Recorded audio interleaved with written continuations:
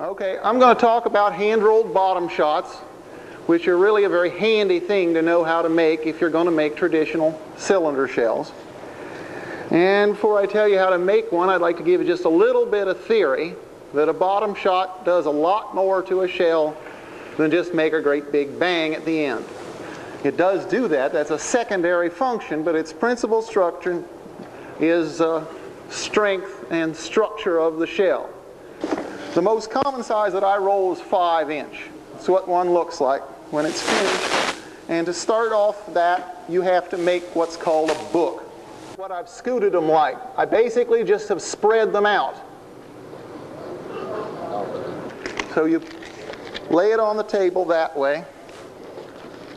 And then the next thing you're going to need is you're going to form a bag to put your flash powder in.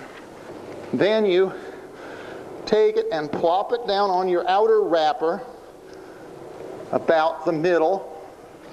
And then you begin rolling up, still using a lot of pressure to make sure that everything is tight.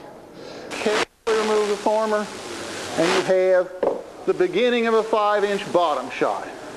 And I'll tell you the story. I watched John make that. John spoke nothing but Italian. I spoke nothing but English. We spoke maybe 20 words in common, so he didn't say much. He just did one and said, "You do."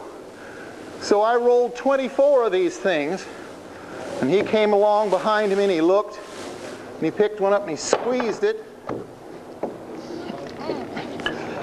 He didn't like it much. He got a funny look on his face. He picked up another one, he squeezed it.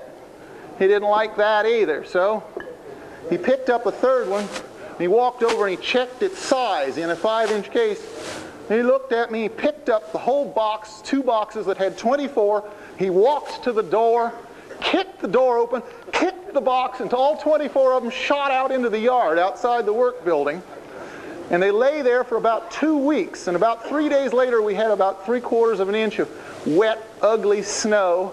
And they sat there and slowly unwound and made the biggest mess in the world. And I would walk to lunch with John, and John would shove me out the door, and I'd kind of go along in front of him, like, feeling very, very small and very insignificant. And he then assigned me to some totally trivial task for almost a week of tying knots in something, and he rolled the bottom shots himself.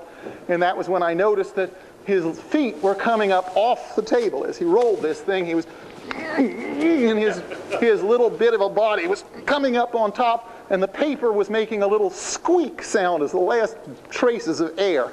So that's how hard this thing is. And it's a very solid bottom shot.